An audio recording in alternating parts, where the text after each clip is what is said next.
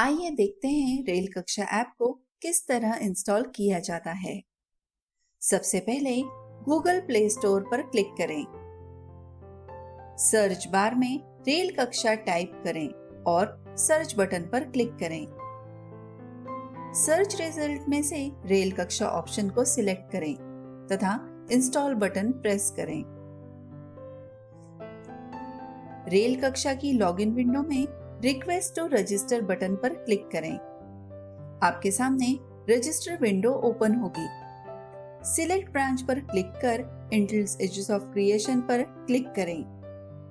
फिर अपना नाम, ईमेल आईडी तथा कॉन्टैक्ट नंबर डालें और सिलेक्ट कोर्स में से रेलवे ऑपरेटिंग स्टाफ सिलेक्ट कर रजिस्टर बटन प्रेस करें।